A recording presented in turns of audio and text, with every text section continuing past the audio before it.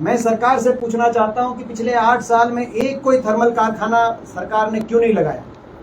पिछले 8 साल में एक कोई नया बिजली का बड़ा कोई समझौता किसी बिजली के लिए स्थायी रूप से इसके समाधान के लिए लॉन्ग टर्म कोई एग्रीमेंट ऐसा क्यों नहीं किया?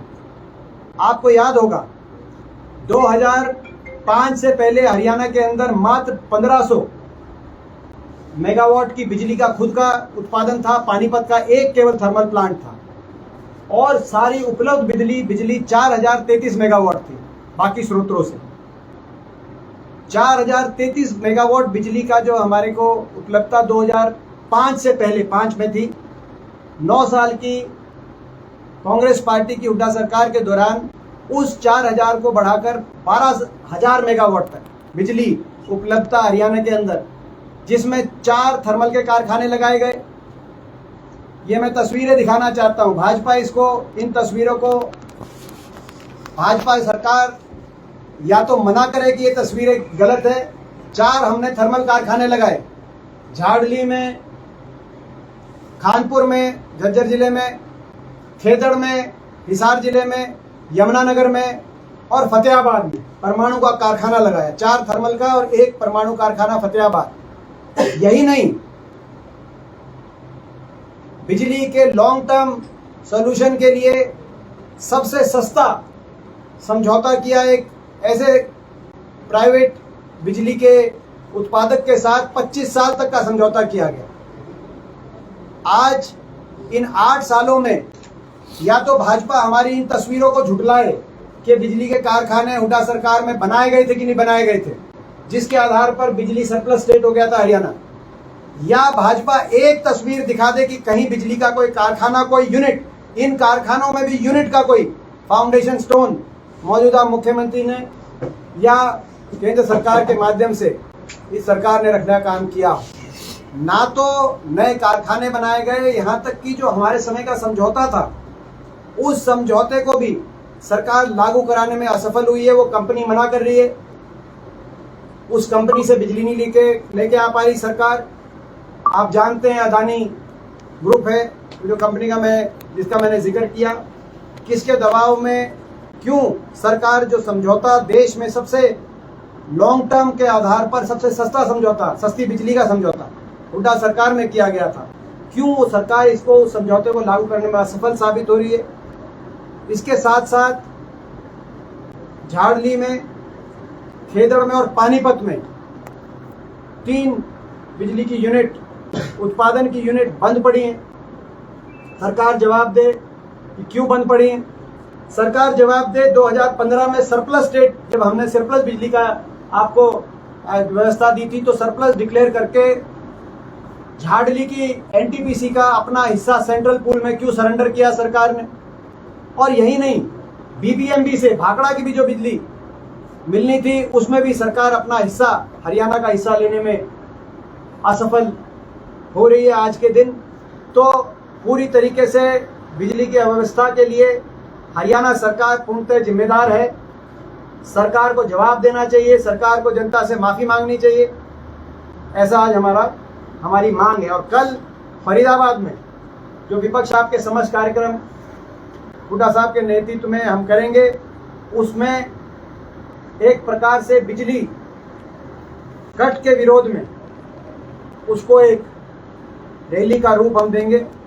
महंगाई, भ्रष्टाचार, बेरोजगारी और बिजली कट से त्रस्त जनता की आवाज वहां पर फरीदाबाद में हम उठाएंगे। लेकिन बिजली वाला आपने कहा, उसमें सीएम साहब ने कहा कि जो समझौता आप लोगों के टाइम में हुआ था उसमें कई खामियां आप लोगों की तरफ से छोड़ी गई, जिसका खामियाजा इस वक्त सरकार को भुगतना पड़ रहा है। जो इम्पोर्टेड कोयला और डोमेस्टिक कोयले का पूरा मिलता था, उसमें क्लोज में कुछ खामियां छोड़ी गई थी। ये कल सीएम साहब ने आरोप लगाया और ये कहा कि इसके आगे डिटेल्स भी दिखा देंगे अगर कांग्रेस लगातार तो दिखाएं। और 8 साल से उन्होंने क्या किया वो बताएं। जो मैंने कहा कि आज हमने ये तस्वीरें दिखाई हैं आपके सामने, एक एक तस्वीर मैं दिखाना चाहूंगा। ये खानपुर में बिजली कारखाने का फाउंडेशन स्टोन की तस्वीर है। ये गोरखपुर के अंदर डॉक्टर मनमोहन सिंह जी द्वारा परमाणु बिजली के फाउंडेशन स्टोन की तस्वीर है। ये भी उसी की, ये हिसार के अंदर खेदड़ के अंदर बिजली के थर्मल कारखाने के फाउंडेशन स्टोन की तस्वीर। ये जमुनानगर के अंदर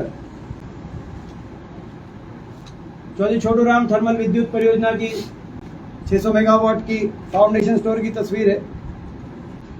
और ये झाड़ली हरियाणा केंद्रीय। तो कहने का मतलब ये जो तस्वीरें आपके सामने हमने दिखाई, या तो भाजपा मना करते कि इन जगहों पे हमने थर्मल कारखाने नहीं लगाए, और 4000 मेगावाट से बढ़ाकर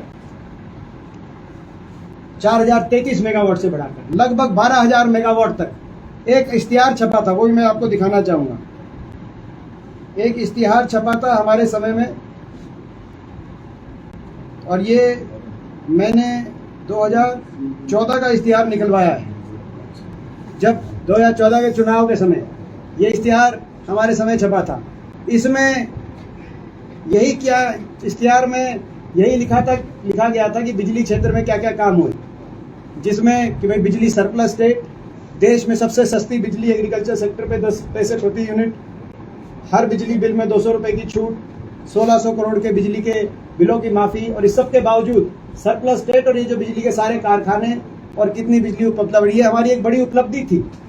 क्योंकि 2005 से पहले भी हरियाणा के अंदर बिजली के मामले में एक ऐसा समय था कि बिजली कट फुल रहते थे, बिजली कट फुल और बिजली गुल, और बड़ा भारी बिजली के बिलों का बकाया की समस्या थी। आपको याद होगा किसान आंदोलन हुए थे चौटाला राज में, गोलियां चली थी। बिजली का एक बहुत बड़ा पॉलिटिकल इशू था। उस पॉलिटिकल इशू को पूर्णतः कांग्रेस पार्टी की हुड्डा सरकार के समय उस पॉलिटिकल इशू को पूर्णतः समाप्त कर दिया गया था। सरप्लस बिजली थी और देश में सबसे सस्ती बिजली थी। कल सर फरीदाबाद आज वो दोबारा से बिजली की समस्या एक ज्वालामुखी की तरह हरियाणा की जनता पे उस समस्या का कहर फूटा है, और इसीलिए हम सरकार से जवाबदेही मांग रहे हैं। और सरकार इधर उधर की बात ना करे, जवाबदेही करे, और सबसे पहले जनता को राहत दे, जनता से माफी मांगे और जनता को राहत देने का काम करे। और दूसरी बात, मैंने सर कि आपसे आज जो बिजली हरियाणा में कम हुई है उसकी सारे तमाम जो बातें आपको बताई, बीबीएमबी के अंदर भी हम पूरा हिस्सा नहीं ले पा रहे। अपने समझौते के अनुसार हम पूरा हिस्सा नहीं ले पा रहे जिस कंपनी के साथ समझौता किया गया था। हम अपने जो कारखाने हैं नए तो लगाए नहीं, पुराने कारखानों में भी जो हमारी जो यूनिट थी, पानीपत, खेदड़ और झाड़ली, 3 यूनिट बंद पड़ी हैं, ठप पड़ा है प्रोडक्शन, वहां से हम बिजली पैदावार नहीं करा पा रहे। और यहां तक कि झाड़ली की तो एक यूनिट हमने केंद्र सरकार को सरेंडर कर दी थी 2015 में सरप्लस बताकर। तो ये सरकार की जो मैं समझता हूं कि एक दृष्टिहीन सोच रही, दूरदर्शिता से चलना चाहिए। बिजली की खपत बढ़ती रहती है, तभी हम हमारे समय में इतनी प्रोडक्शन ऐड कर रहे थे। मेन फेलियर की वजह क्या नजर आती है? जो क्राइसिस है सिर्फ हरियाणा नहीं 10 से 12 स्टेट्स में क्राइसिस है, क्राइसिस की वजह क्या नजर आती है? सर कल सीएम ने कहा कि यमुनानगर में 750 मेगावाट का एक प्लांट मंजूर करा लिया है, केंद्र से वो लगवा रहे हैं। नहीं, आप एक बात बताइए, हमारी सरकार का कार्यकाल लगभग 9.25 साल था। 9.25 साल में हमने 4 थर्मल मंजूर करा के उनका लगवा के प्रोडक्शन में ले आए। इनमें से कोई भी कारखाना ऐसा नहीं था कि हमारे समय प्रोडक्शन में ना आया हो। बिजली की प्रोडक्शन शुरू करके प्रदेश की जनता को समर्पित करने का समय वो 9.25 साल। इन्होंने 8 साल में अब जाके कह रहे हैं कि अब लगवाएंगे। और ये केवल बिजली नहीं, आप जानते हैं इस बात को, ये बिजली नहीं, हर क्षेत्र के अंदर दृष्टिहीन सोच रही है।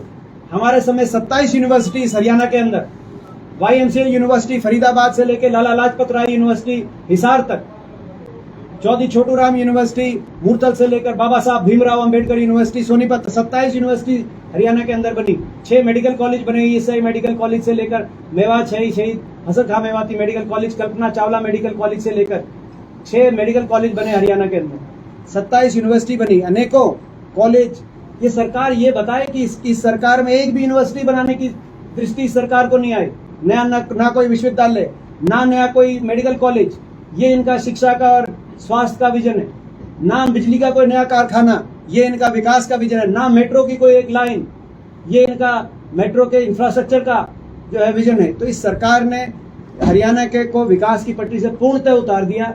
आज जो प्रदेश विकास में नंबर 1 था देश में, प्रति व्यक्ति आय में नंबर 1 था और निवेश में नंबर 1 था, आज वो प्रदेश बेरोजगारी में नंबर 1 पहुंच गया, महंगाई में नंबर 1 पहुंच गया, भ्रष्टाचार में नंबर 1 पहुंच गया और बिजली कट में वो प्रदेश नंबर 1 पहुंच गया। ये आज हमें जो है दुख है इस बात का। और इसी बात को लेकर कल हम अपने विपक्ष आपके समझ कार्यक्रम को सरकार के विरोध में एक रैली का रूप देंगे और इन्हीं सभी सवालों पे जवाब कौन कौन रहेगा सर? कल उसमें कौन कौन मौजूद रहेगा? सारी कांग्रेस रहेगी। संकट जो है, क्या फरीदाबाद की रैली उसी पे केंद्रित होगी?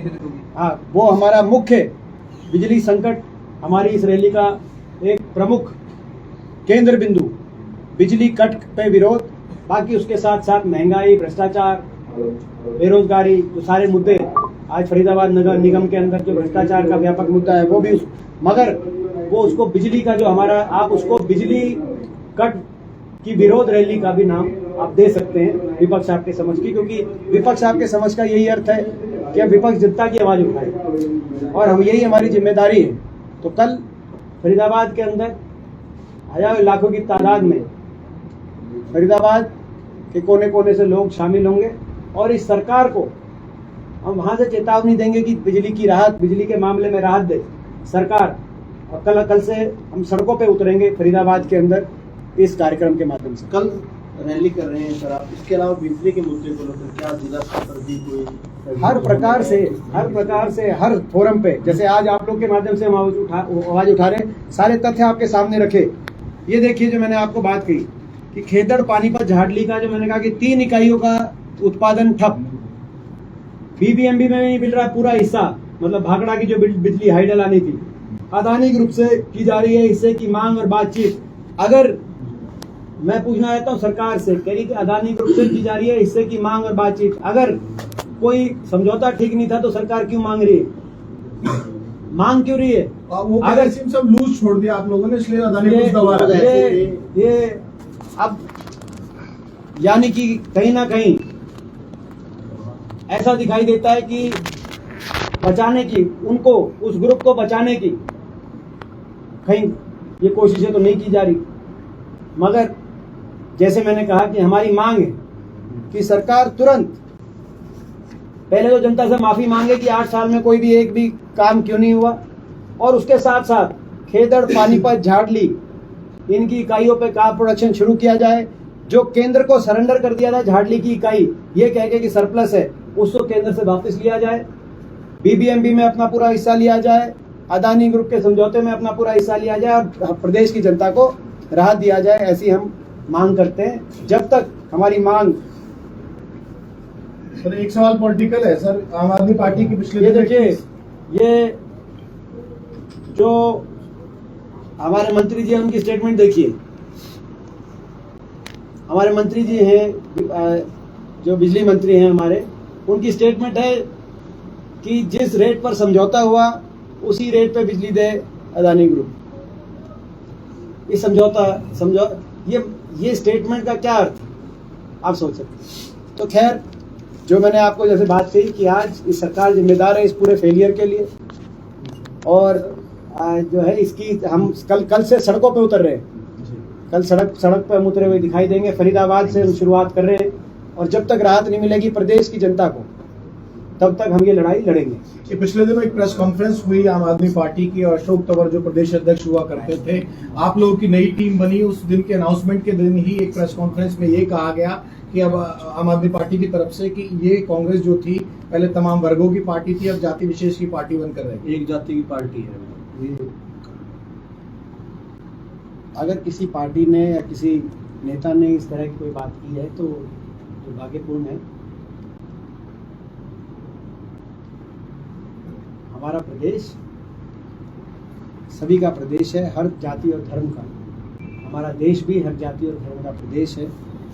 हर वर्ग में का अपना अपना योगदान है इस देश को बनाने में, इस प्रदेश को बनाने में, और सभी वर्ग एक साथ मिलकर ही देश प्रदेश को आगे लेके जा सकते हैं। यदि कोई पार्टी या किसी पार्टी का नेता ये कोई एक सोच है कि किसी वर्ग को अलग करके देश को आगे, प्रदेश को आगे लेके जाएगा, तो मैं समझता हूँ कि उस सोच का देश की आम जनता ऐसी सोच को स्वीकार कभी नहीं करेगी।